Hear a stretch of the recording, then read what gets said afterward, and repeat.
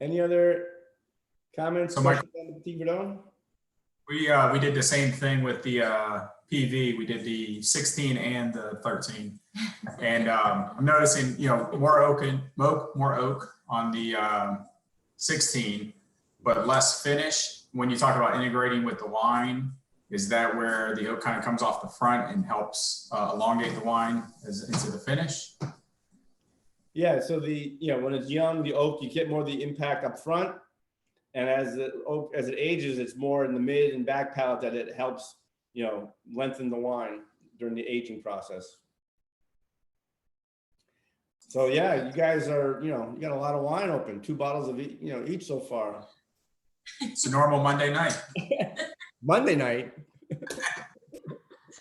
We'll be right over. Yeah. All right, let's pour or taste the El Scott. I poured samples earlier and then tasted, and then now it's been open for a while. I'm going back to them. So hopefully, I think everyone knows the El Scott. If you don't, maybe just raise your hand so I don't have to, go into the, okay. So the El Scott is one of we have the Meritage, which is the only Bordeaux varieties. And then we have, we have a lot of Tannat, and I'm a big fan of Tannat. And the varietal Tannat is fantastic, but for me, it's just massive, big, structured red wine. And I wanted to create something that was a little more unique and expressive without the heaviness of the Tannat, but a Tannat-based wine, more of a different version. And so I came up with the blend and named it after my late brother. And we donate 10% of the sales of this wine to Project ALS, which is a research organization and trying to find a cure for ALS. So that's where the name came from. And I can't remember the number that we've donated well over $10,000 to Project ALS over the years. Anyway, so the blend is really trying to have fun with an expression of Tannat and making Tannat. I think it's a big part of the future here in Virginia. And if you're not familiar with the grape variety, which most people aren't familiar with it because it's still relatively new to Virginia, it was traditionally the variety of the Madiran region in southwestern France, just outside the Pyrenees, north of Spain. Is that whole southwestern part of France is where Tannat is traditionally grown. And that region actually is a very cool, believe it or not, even though it's in the south of France, it's in the hills and it's a cooler, wetter area of France. And Tannat does well there, but Tannat, again, is a very high acid grape. If you drink the Madiran Tannats, they're very high in acid, but Tannat is one of the most tannic varieties out there. So big tannins, really huge tannins. And I've always been a big fan of the Madiran wines. I've been buying them for years. And we actually, if you've been to Avon Street, know that we're an importer of a winery in the Madiran that we sell their wines that are Tannat-based wines. So Tannat is also the main grape in Uruguay. And it's a very different style there. Not quite as high in acid, but still tannic, but a little bit more like a West Coast. I was referring to, Washington State, more a hotter climate, so a little richer, deeper style, but very good Tannat. So I would highly recommend trying those. But here in Virginia, again, it's my preference for this region to have high acid grapes that when they ripen, they're more balanced with the acidity. And so this blend, when I started this blend in 2012, and the goal was to be somewhere between 60 and 75% of the blend to be Tannat, and the rest being Merlot and Malbec. And the 2012 was in that range. I think it was 70, 25, 5 or somewhere in that range, with Malbec being the least amount. And then it's been changing ever since. Lately we've been back to that percentage blend. But 2013 being a little bit of a wetter season, the Merlot wasn't as strong as other vintages. So using that much Merlot wasn't what I was hoping for, wasn't what I was able to do. So this blend is a little bit different. This is the first, well, second vintage of Dale Scott. And this ends up being, this blend is 33% Tannat, 32 Malbec, 17 Cabernet Sauvignon, and 16% Merlot and 1% Petit Verdot. But the Merlot, just so you know, the Merlot that went into this, that 16% Merlot was Merlot that we put in our tobacco barns to concentrate. So if you guys, I don't know if you know that, but we have our 2 tobacco barns that we make the raisin wines in. But in wet years, we use the tobacco barns to dry some grapes out. So if the Merlot, say the Merlot normally is picked at 23 bricks, which is a term relative to percent sugar. But if it got diluted by rain, it's 21% sugar. We want to try to make it a little more concentrated. So we put the grapes in our tobacco curing barns and turn them on, and the heat and the air evaporates the moisture and concentrates the grapes. So that's what we do in off vintages, which is something that I created here in Virginia. And then we do that in a lot of with other grapes too in off years to help make a more concentrated wine. So that's part of the Merlot that went into this. But the Malbec, as I mentioned to you, being from Northern Virginia, better conditions, riper, much better quality, that we have a higher percentage of Malbec than I normally would do.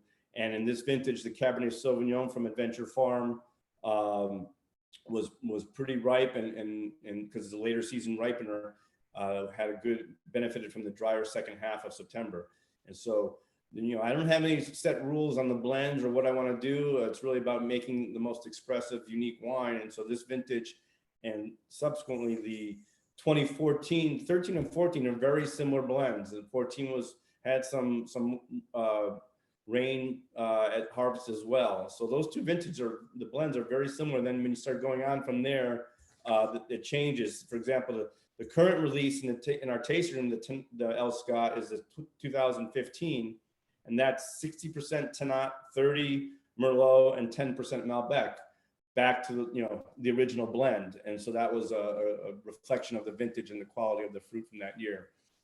So this is a wine that is aged close to 2 years, and same thing, 50 to 60% new oak, most vintages. So let's go ahead and so for me, very different nose. A lot of spice, almost like, to me, a spice bread pain d'épices notes. A little bit of the oak is still there in the background. Yeah, I'm getting some dark cherry. Yeah, a little bit of a kind of a nutmeg characteristic too.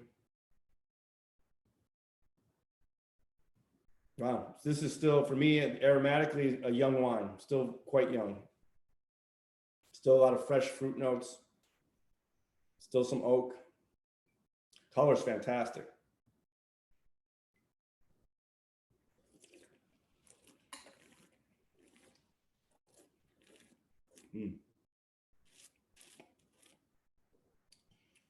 Wow, so for me, it's a big difference with this and the Petit Verdot. This is still, a big structured tannic wine, has a ways to go. I'm getting some kind of dark, almost like cherry cola note flavors on it. Yeah, it's great acidity and great tannins. And it's really, I think, still holding up great. I think the structure is fantastic. And you can see if you compare this to Petit Verdot in terms of the weight, the style, this is still, a lot more structure and tannin, and it's going to take a lot longer to evolve than the Petit Verdot. This to me is more, a fatty piece of meat, steak, ribeye, something with good, some texture to it. Maybe even some duck. But, and cheese, this can hold up to a lot of cow's milk, strong cheeses too, like an Epoisse. I taste black pepper on the back of it. Is that in there? Mm-hmm. I get a little of that as well. Yeah. So back when I was first learning to drink big red wines from somebody that was buying really good, expensive, big red California cabs, a lot of the stuff on the labels that I would look for would say tobacco. And I don't see that anymore. What is kind of replacing tobacco as the descriptor for that kind of flavor profile? It's just health conscious. People don't want you to think you're drinking. Exactly, exactly. They might think it's like, tobacco in the wine. Actually, we get a lot of that. People really think that we're adding these flavors. So no, but I still hear and read a lot of, tobacco nuances didn't disappear. Yeah. It's still there, and I still see it and hear it, and it's real. Yeah.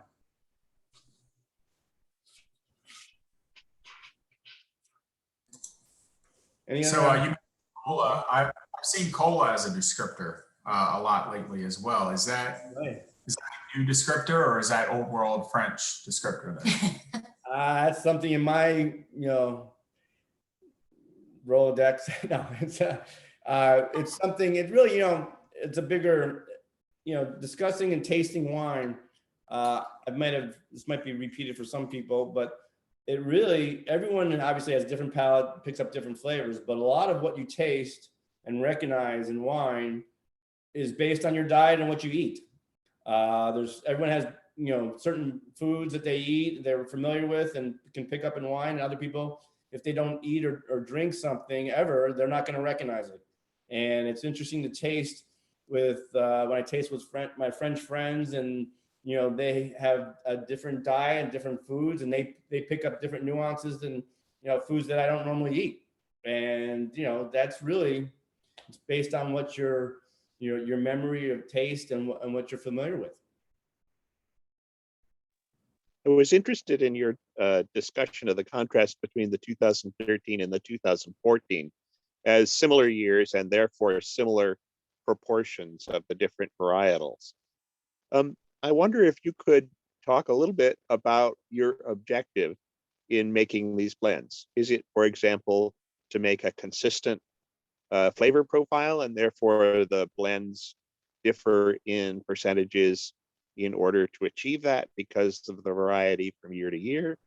Or if you're just trying to make the best darn wine you can every year, and the flavor profile will be dependent on what happens to be good that year?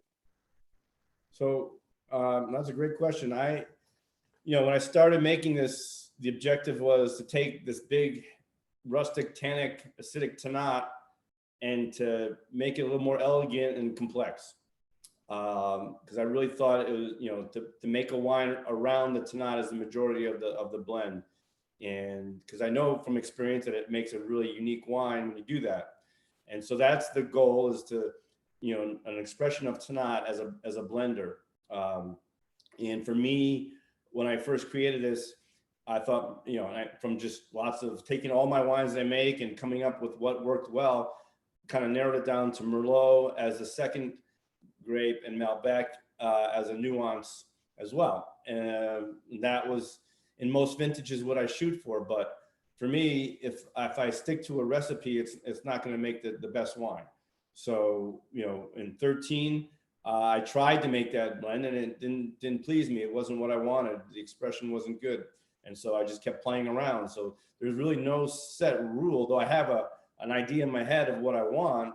I won't just make that blend because that's what I think is going to be best. It's going to be, nonstop blending and trying, let's try the opposite. Let's try different things. And, that's the fun part of what we do, is to be able to, I narrow down what barrels are the barrels I'm going to select of each variety to go into this, because it's our high-end blend. I want the best barrels, and then just keep playing with the percentages and trying different combinations until I find something I think that's really an expressive, unique wine that represents the vintage.